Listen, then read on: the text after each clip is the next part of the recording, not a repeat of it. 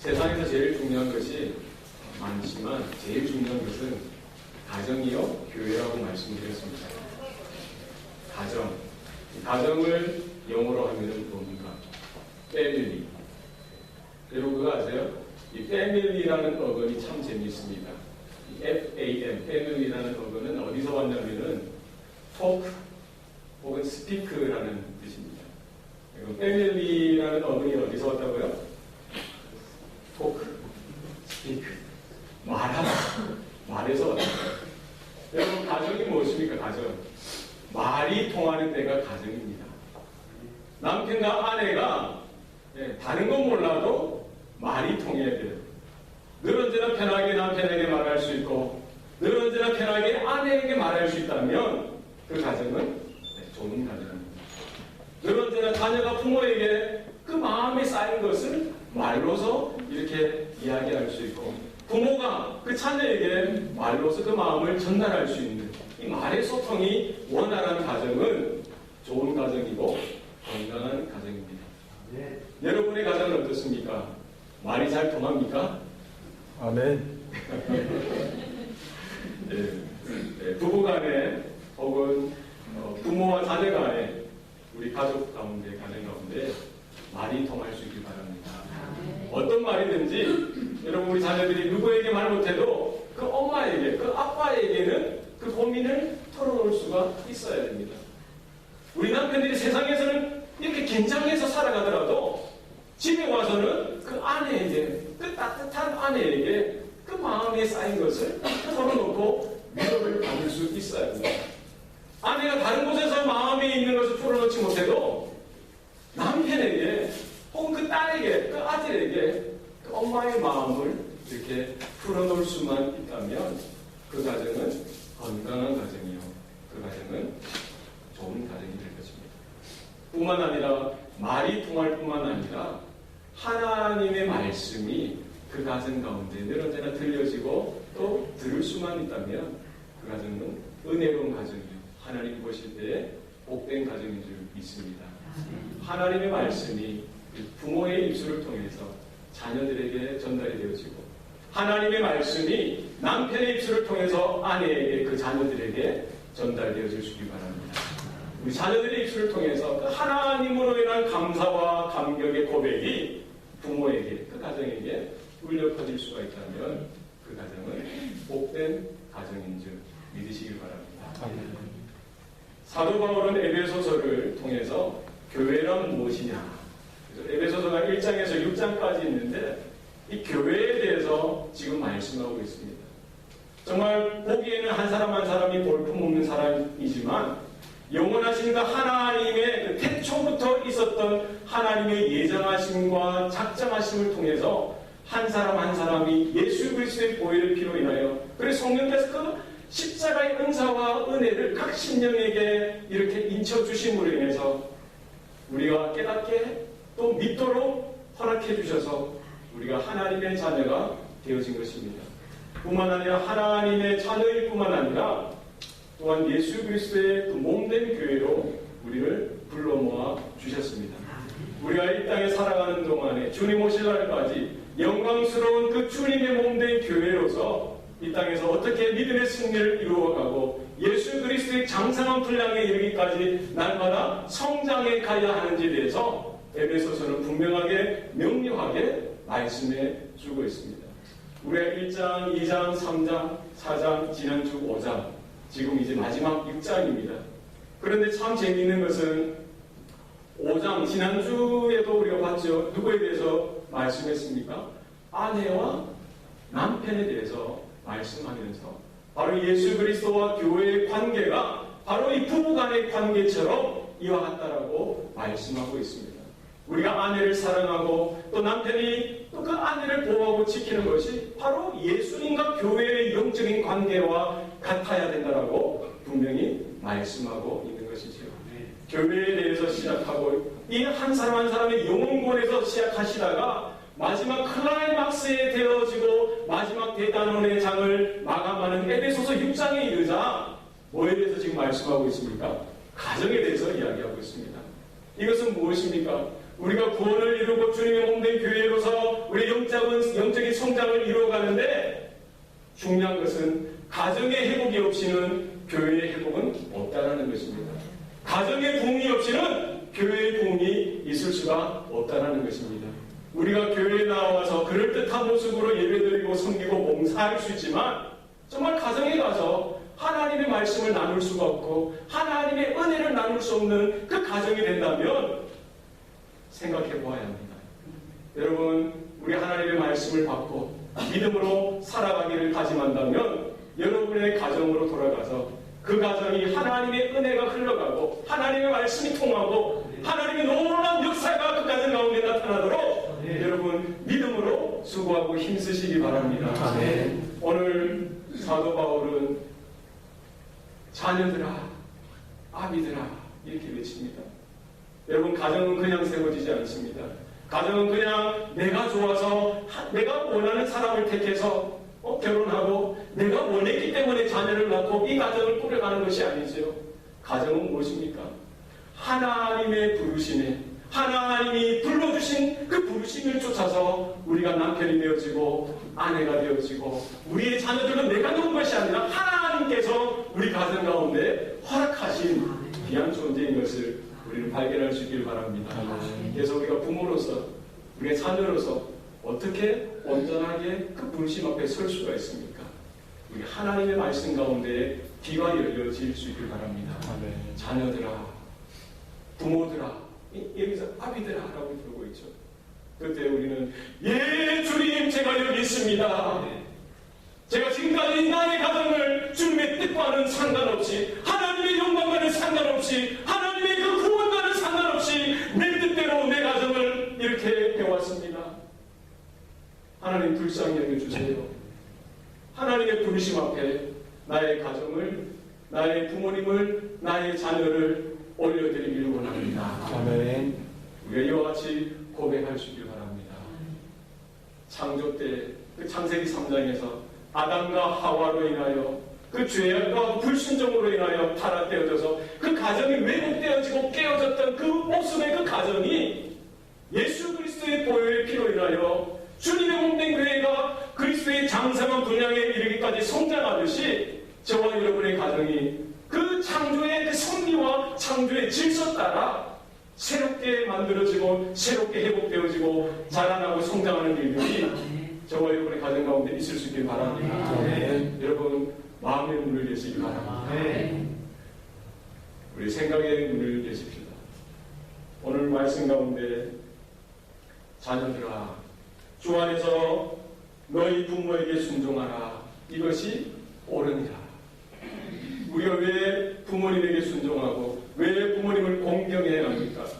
세상 사람들은 공자를 이야기하고 세상 사람은 윤리를 이야기하고 세상 사람은 도덕을 이야기합니다. 그래서 천륜이기 때문에 인륜이기 때문에 부모를 공경해야 되고 부모를 섬겨야 된다고 이야기합니다. 예, 그것도 맞습니다. 그것은 일반 은총의 관점에 있어서 하나님의 일반 은총의 관점에 있어서 어느 정도 맞습니다. 그러나 우리가 왜 부모를 섬기고 왜 우리가 부모를 공경해야 합니까? 바로 오늘 말씀입니다. 자녀들아 너희 부모에게 순종하라. 그 다음에 뭐라고 되어 있죠? 이것이 옳으니라. 이 원문에 보면은 이것이 옳으니라. 이것 앞에 뭐가 있냐면 가르라는 단어가 있습니다. 가르. 헬러 가르. 이 말은 무엇이냐면 because. 자녀들아 너희 부모에게 순종하라. 왜냐하면 이것이 옳기 때문이다. 여러분 우리가 부모에게 순종하는 것, 부모에게 공경해드리는 것은 하나님 보실 때 옳은 일이기 때문입니다. 믿습니까? 옳은 것.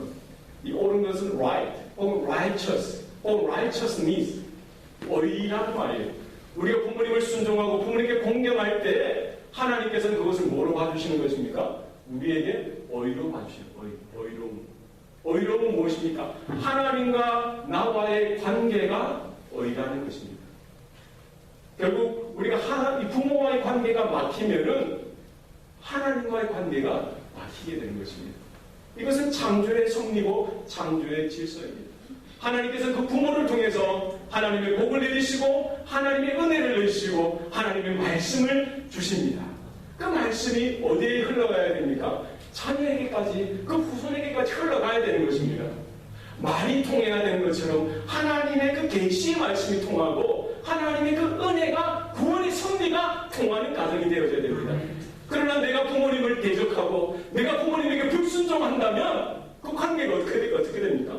막히게 되는 것이죠. 이것은 불의한 것입니다. 따라서 우리가 구원받은 예수 그리스도의 보혈로 인침을 받고 구원받은 하나님의 자녀라고 한다면 우리 육신의 부모에게 순종하고 또 공경할 수 있는 저와 여러분 되시길 바랍니다. 여러분 부모님이 어떻다 저렇다 이것이 아니라 있는 그대로 순종하고 또 공경하시기 바랍니다. 또 우리 어르신들은 우리의 자녀들이 부모를 공경할 수 있도록 부모에게 순종할 수 있도록 여러분 가르치시기 바랍니다. 이것도 좋고 저것도 좋다가 아니에요. 잘못되었으면 진리의 말씀에 비추어 이것이 잘못되었다라고 가르쳐 주셔야 됩니다. 그래서 자녀들은 누구를 공경해야 됩니까? 부모님을 공경할 수 있도록 부모님에게 순종할 수 있도록 여러분 가르치시기 바랍니다. 또한 자녀된 저와 여러분은 우리의 생존하신 부모님을 여러분 사랑하시고 위로해드리고 순종하고 공경해드리는 저와 여러분 되시기 바랍니다. 하나님께서는 이와 같은 모습을 어이롭다라고 칭해 주십니다. 왜 우리가 부모에게 순종해야 합니까? 이것은 약속이 있는 첫 계명이 되기 때문입니다. 오늘 우리가 읽었던 말씀, 내 부모를 공경하라라는 말씀은 10계명에서 제 5번째 계명입니다. 10계명은 출애굽기 20장하고 신명기 5장에 기록되어 있습니다. 출애굽기 20장의 말씀은 430년 동안 애굽에서 종살이하던 이스라엘 백성이 하나님의 간섭으로 인하여 하나님의 강권적인 역사로 인하여 그들이 출애굽하게 되어지죠. 홍해를 건넙니다. 이제 광야를 건너서 약속의 땅 가나안 땅에 들어가야 되는데 홍해를 건너자마자 하나님께서 이스라엘 백성에게 주신 것이 있습니다. 모세를 시내산으로 불러오시고는 그들에게 언약을 주시는데 계명을 주시는데 10계명을 주시죠. 두 돌판을 주십니다. 왼쪽에 1계명에서 4계명이 기록되어 있고 오른쪽에 5계명에서 10계명 이 말씀을 주시는데 왜 주셨겠습니까? 이제 더 이상 이스라엘 민족은 바로의 백성이 아니라 애굽의 노예가 아니라 이제 하나님의 백성이요 하나님의 자녀라는 거예요. 바로 하나님의 백성으로서 하나님의 자녀로서 약속하신 그 땅에서 어떻게 살아가야 할지에 대한 삶의 규범으로서 삶의 원리로서 그 말씀을 주신 것입니다. 그리고 이스라엘 백성이 이 광야의 그 삶 가운데 불평하고 불만하고 하나님 앞에 불순종하여 불신앙하니까 하나님께서 그 이스라엘 백성을 광야 40년 동안 방황하도록 하시죠. 광야 40년 동안 이제 1세대 이스라엘 백성들은 다 광야의 땅에서 죽게 되어지고 이제 2세대들만 약속의 땅에 들어가게 되는데 이제 곧 요단강만 건너면 저 약속의 땅 가나안입니다. 그때 이제 죽음을 앞둔 모세가 그 2세대 이스라엘 백성들에게 가르치는 말씀이 바로 신명기 말씀입니다. 다른 말씀을 가르치는 것이 아니라 시내산에서 받았던 그 하나님의 말씀에 대해서 다시 강론하고 선포하고 확인하고 갱신하는 내용인 것입니다. 신명기 5장 16절 말씀에 보면은 너는 내 하나님 여호와께서 명령한 대로 내 부모를 공경하라. 그리하면 내 하나님 여호와가 내게 준 땅에서 내 생명이 길고 복을 누리리라 말씀하십니다. 내 부모를 공경하라. 5번째 계명이죠. 이 계명은 이 5번째에서 10번째 그 사람과의 관계에 있어서 가장 먼저 나오는 계명입니다. 뿐만 아니라 1계명에서 4계명 하나님과의 관계와 사람과의 관계 중가운데 있는 계명이죠. 우리가 사람들과의 관계를 잘 맺어가는 출발점은 어디라는 것입니까? 바로 부모와의 관계가 좋아야 모든 사람들과의 관계가 좋을 수 있다는 것입니다. 바로 부모와의 관계가 좋아야 하나님과의 관계로 나아가는 그 길에 온전하게 나아갈 수 있다는 것입니다. 뿐만 아니라 이 계명 가운데 다른 계명은 그냥 하라 명령을 주셨지만 5계명에는 약속을 함께 주셨어요. 여기 5장 16절에 보면은 내 부모를 공경하라. 그리하면 내 하나님 여호와가 내게 준 땅에서 내 생명이 길고 복을 누리리라. 아멘입니까? 아멘. 네. 내 부모를 공경하라. 그러면 하나님 여호와께서 내게 준 땅에서 네가 내 생명이 길고 네가 복을 누릴 것이다 라고 말씀하고 있습니다. 우리가 부모님을 섬기고 부모님에게 순종하는 삶을 통해서 우리는 하나님의 그 사랑을 더 깨달을 수가 있다는 것입니다. 우리 부모님과의 관계를 통해서 또 온전하게 회복되어진 관계를 통해서 하나님의 주시는 은혜와 복을 여러분 우리가 받아 누리게 되는 줄 믿으시기 바랍니다. 계명은 지켜도 되고 안 지켜도 되는 것이 아닙니다. 명령이죠. 하나님의 말씀입니다. 하나님께서 말씀하실 때 예, 제가 하겠습니다. 하나님께서 아브라함에게 너는 본토 친척 아비 집을 떠나 내가 너에게 지시한 땅으로 가라 라고 했을 때 성경은 뭐라고 기록합니까? 이에 아브라함은 하나님의 말씀에 따라 순종하여 갔다라고 기록하고 있습니다. 하나님 말씀하실 때 우리가 순종할 수 있길 바랍니다. 하나님의 말씀에 의지하여 저와 여러분의 부모님에게 순종하고 공경할 수 있는 저와 여러분 될 수 있길 바랍니다. 그럼 어떻게 순종해야 하는가? 오늘 말씀해 보면은 자녀들아 너희 부모에게 순종하라 하면서 그 앞에 뭐라고 있습니까? 어떻게 해요? 주 안에서 순종하라. 주 안에서 너희 부모에게 순종하라 라고 말씀합니다. 주 안에서 순종하는 것은 무엇입니까? 하나님의 주권 안에서 순종하라는 것입니다. 지금 부모와 자녀와의 관계가 우연하게 어쩌다 보니까 수십만 분의 수억만 분의 그 확률에 따라서 부모가 되어지고 자녀의 관계가 되어진 것이 아니라 하나님의 주권 가운데 우리 부모님이 우리 자녀가 되어진 줄 믿으시기 바랍니다. 하나님의 섭리, 하나님의 예정하심, 하나님의 계획에 따라서 우리 가정이 세워진 것을 우리는 믿음으로 받아들여야 합니다.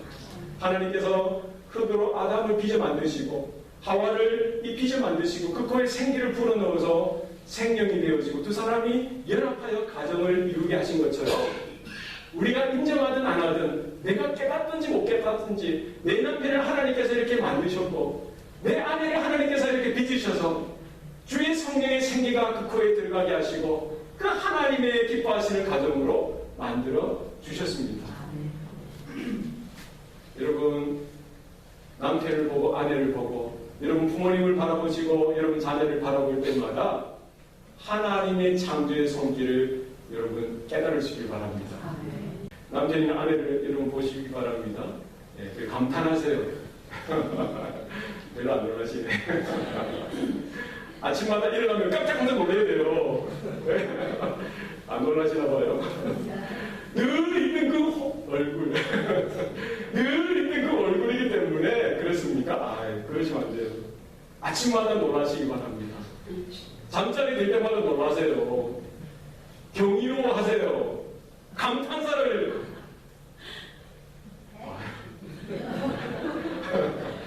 자, 오늘 밤에 한번 해보세요. 보면 아침부터 이게 뭐야? 이게 끔찍한 걸 봤기 때문에 의미가 아니라 그러시면 안 되고 정말 이게 뭐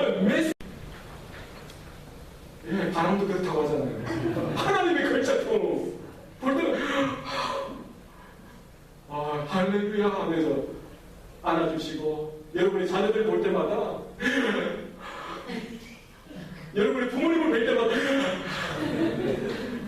여러분 기쁨을 회복하시기 바랍니다. 감탄사를 회복하시기 바랍니다. 여러분 하나님의 창조의 손길을 여러분 인정하시기 바랍니다. 왜 나에게 이 물건을 맡기셨나? 이게 아니에요. 그러시면 안 돼요. 하나님의 주권을 인정하셔야 돼요. 하나님이 나에게 맡겨주신 나의 반쪽, 나의 부모님, 나의 그 생명과 같은 금쪽 같은 자신인 것입니다. 있는 그대로 하나님의 손길로서 있는 그대로 받아들이시기 바랍니다. 이 믿음의 시작입니다. 우리가 들은 대로 우리 자녀들에게 고백하세요.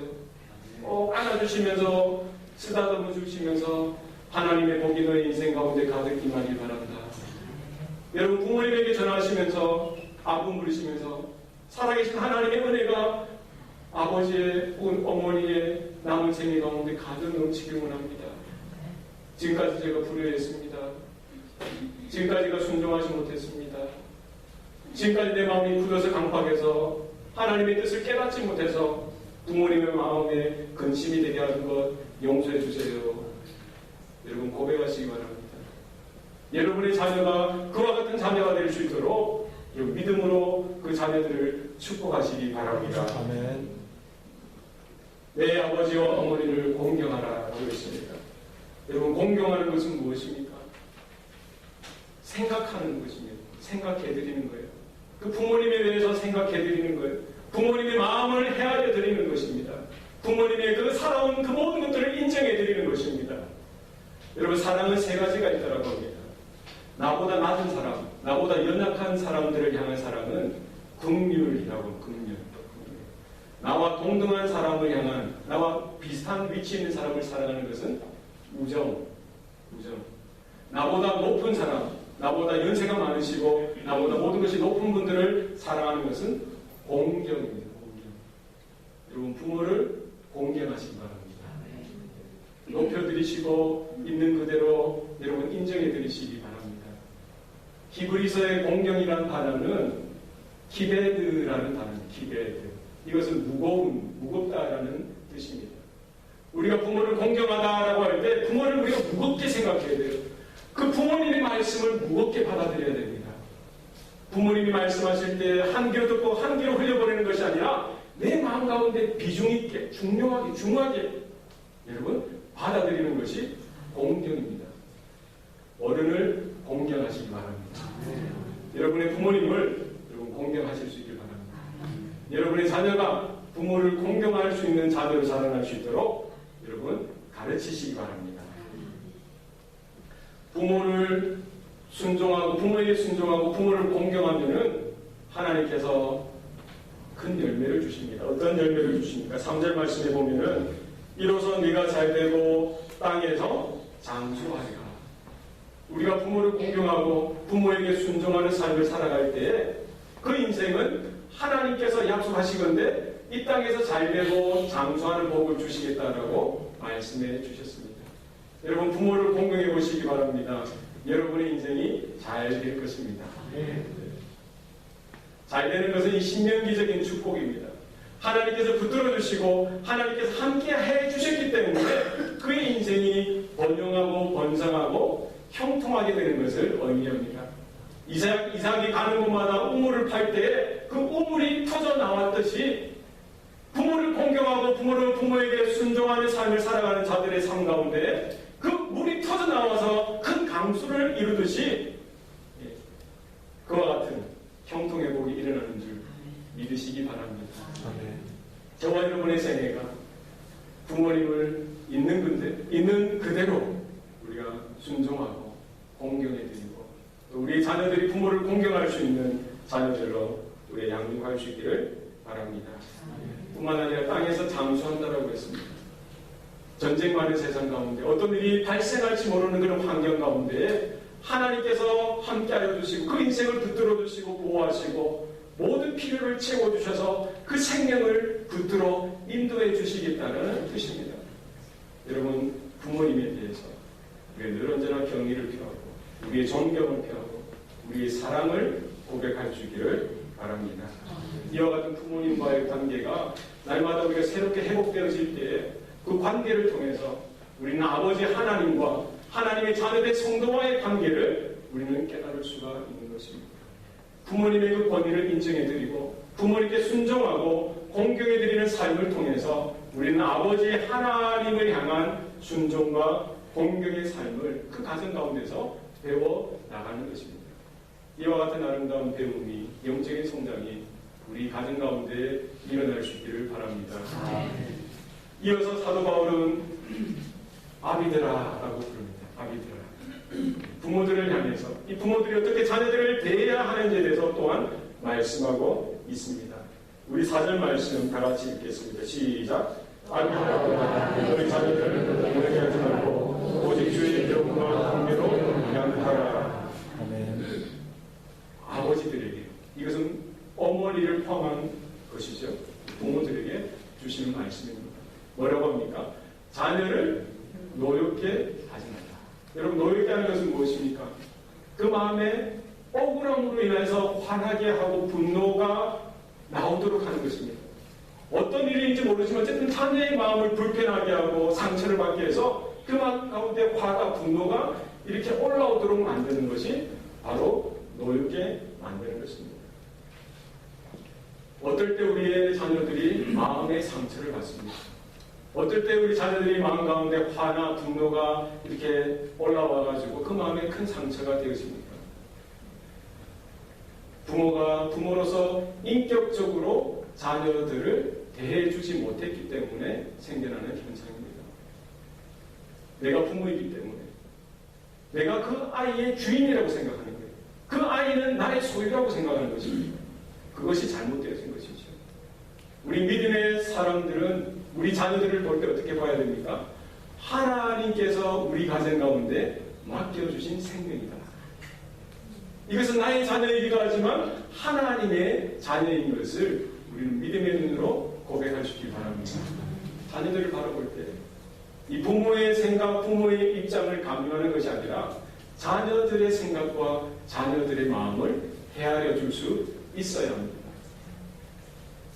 그래서 언제든지 자녀들은 부모에게 말을 할 수 있고 부모들은 언제나 그 하나님의 축복된 말씀으로 그 자녀들 하나하나를 축복할 수 있고 하나님의 은혜를 전달할 수 있는 이와 같은 영적인 교통이 이 부모와 자녀들 가운데 날마다 일어나야 될 줄 믿습니다.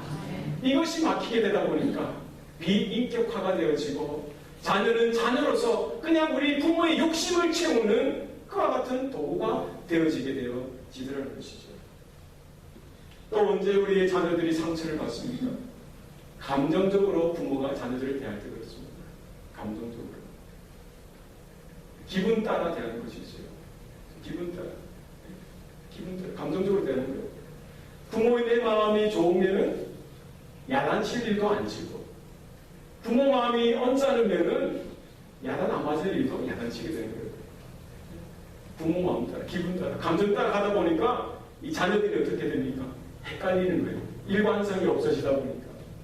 언제는 이런 행동으로도 야단 맞았는데 어떤 때는 이런 행동으로도 그냥 넘어가는 경우가 있는 것입니다. 여러분, 우리의 감정과 기분으로 우리의 자녀를 양육하고 키우는 것이 아니라 하나님이 주시는 마음으로, 하나님이 주시는 그 믿음으로, 하나님이 주시는 그 평안으로 우리 자녀들을 양육할 수 있기를 바랍니다. 세 번째는 우리 자녀들이 마음의 상처를 입게 되어지는 경우는 우리 지나친 욕심 때문에 그렇습니다. 이 부모의 욕심. 한국 부모 하면은 뭐로 유명합니까? 교육열로 유명합니다. 교육열. 자녀들 교육시키는데 둘째가 나면 서러울 정도로 이 교육에 열의가 있어요. 그래서 부모가 못 먹고 못 입어도 애들 하나라도 더 가르치려고 합니다. 큰 집에 살면 작은 집으로 이사가고 집을 줄여가고 돈을 빌려서라도 자녀들에게 교육을 시키려고 하고 그런 기회를 주려고 합니다. 사실 그건 좋습니다. 그러나 그 교육의 열심의 그 내용을 한번 보면은 사실 자녀의 자녀됨보다는 부모의 부모됨을 더 강조하기 위해서 그렇다는 것이죠. 부모의 욕심, 내가 이루지 못한 꿈, 부모가 이루지 못한 그와 같은 기대와 그런 어떤 소원을 자녀들이 대신 이루어주기를 원하는 마음들이 강하게 되더라는 것입니다. 성도로서 저와 여러분들은 이 자녀들을 어떻게 양육해야 합니까? 하나님께서 그 자녀 하나하나에게 주신 그 달란트들을 그들이 발견할 수 있도록 우리는 도와주어야 합니다. 하나님께서 주신 그 은사를, 그 부르심을, 소명을 따라 살아갈 수 있도록 우리는 그 자녀들의 자녀됨을 바라보고 격려하고 양육해 줄 수 있어야 합니다. 이와 같은 부모가 될 수 있는 저와 여러분 될 수 있기를 바랍니다. 마지막으로 오직 주의 교훈과 훈계로 양육하라라고 했습니다. 우리의 자녀들을 양육할 때 어떻게 양육합니까? 주의 교훈으로 양육하고 주의 훈계로 양육해야 합니다. 내 감정, 내 주관, 내 철학을 따라 자녀들을 키우는 것이 아니라 주님의 교훈을 따라 양육해야 할 것입니다. 무엇입니까? 생명 되신 그 하나님의 말씀대로 그 주님의 피 묻은 복음을 쫓아서 그 말씀으로 자녀들을 양육하고 우리가 키워나갈 때에 그 자녀들의 믿음이 성장해 나가게 되어지고 하나님이 나의 하나님인 것을, 그들의 하나님인 것을 고백하게 만들도록 도와주어야 합니다. 아브라함의 하나님, 이삭의 하나님, 야곱의 하나님이라고 고백합니다. 마찬가지로 이삭이 어떻게 그 하나님을 만나고 하나님을 고백할 수 있었습니까? 아버지 아브라함을 통해서, 그 야곱은 그 아버지 이삭을 통해서 그 하나님에 대한 신앙, 하나님에 대한 그 말씀을 바꿔서 그들이 독립적으로 하나님을 섬기는 인생을 살아드릴 수 있었습니다. 이와 같은 모습이 저와 여러분의 가정 가운데 일어날 수 있기를 바랍니다. 주의 훈계로 양육하라고 했습니다. 이스라엘 민족이 때로는 하나님의 뜻을 멀리 떠나서 자기 고집대로 방탕과 죄악 가운데 이방신들 가운데 살아갈 때에 하나님께서는 그냥 내버려 두시지 아니하시고 이방 민족들을 몽둥이로 해초리로 들어서 그 이스라엘 민족을 이렇게 괴롭히도록 허락하셨습니다. 이 해초리, 이 몽둥이를 들어서라도 이스라엘 민족이 다시금 하나님께 돌아올 수 있도록 하나님께서는 작정하신 것입니다. 목자가 양을 칠 때도 마찬가지죠. 목자는 많은 위험으로부터 양을 보호합니다. 그러나 양이 다른 길로 갈 때는 어떻게 합니까? 그냥 내버려 두지 않습니다. 산손에 있는 작대기로 그 양을 칩니다. 왜요? 아프라고 칩니까? 고통스러우라고 칩니까? 다른 길로 돌아오라고 치는 것입니다. 저와 여러분은 그 목자 되신 예수님처럼 우리 자녀들이 믿음의 길을 떠나서 다른 길로, 세상의 길로, 죄악의 길로 나아갈 때에 진리의 말씀에 배초리를 들어서 여러분 치시기 바랍니다. 한 번, 두 번은 아프고 고통스러울 수 있어도 그들이 하나님을 찾을 수 있도록, 하나님께 돌이킬 수 있도록 여러분 진리의 말씀 가운데 배초리로 그 자녀들을 양육하시기 바랍니다. 우리에게 부모님을 허락하시고 우리에게 자녀들을 허락하시고 우리에게 남편과 아내를 허락하시고 인하여 이 가정을 통해서 주님의 몸된 교회가 어떻게 영광스러운 주님의 몸된 교회로 변화되어질 것인가에 대해서 사도 바울은 분명히 말씀하고 있습니다. 우리 가정이 말씀 가운데 세워지기 바랍니다. 우리 교회가 하나님의 성령의 능력 가운데 붙들려질 수 있길 바랍니다. 주님 오시는 날 하나님께서 귀하게 사용하시는 가정, 하나님께서 귀하게 붙들어 역사하시는 교회가 될 수 있기를 바랍니다. 기도하시겠습니다. 아버지 하나님, 오늘 우리에게 생명의 말씀을 주시니 감사합니다. 지금까지 우리의 삶을 돌이켜보건대 하나님의 말씀과는 관계없이, 하나님의 뜻과는 관계없이 내 마음, 내 주관, 내 철학, 내 경험을 따라 우리의 자녀들을 양육해왔음을 고백합니다. 하나님, 불충한 우리의 모습을 주님 앞에 회개하오니 하나님 용서하여 주시옵소서. 주의 말씀으로, 주의 교훈과 훈계로 우리의 자녀들을 바르게 믿음으로 양육할 수 있도록 부모된 우리들에게 하늘의 지혜를 더하여 주시옵소서. 우리 가정이 회복되어져야 되겠습니다. 우리 가정이 말씀 가운데 바로 세워져야 되겠습니다. 하나님, 내 힘으로 할 수 없습니다. 내 지혜로 할 수 없습니다. 우리 하나님께서 저들의 친히 아버지가 되어주시사 하나님께서 역사하여 주시옵소서. 지금까지 우리의 기분 따라 우리 마음대로 부모님에 대하여 공경하지 못하고 순종하지 못했던 모습 회개합니다. 하나님, 불의한 우리들 용서하여 주시고 다시 한번 하나님 아버지 앞에 서는 것처럼 우리에게 맡겨주신, 세워주신 그 부모님을 사랑하고 공경하고 그 말씀과 그 마음 가운데, 뜻 가운데 헤아림을 드릴 수 있도록 하나님, 우리의 마음을 주장하여 주시옵소서. 우리가 듣기만 하고 우리 삶 가운데 실천하지 않는 모습들을 회개합니다. 하나님, 용서하여 주시고 우리가 돌이켜서 아버지 하나님의 마음을, 그 뜻을 쫓아서 살아드릴 수 있도록 하나님, 우리를 이끌어 역사해 주시옵소서. 모두 감사드리고 예수님 이름으로 기도합니다. 아멘.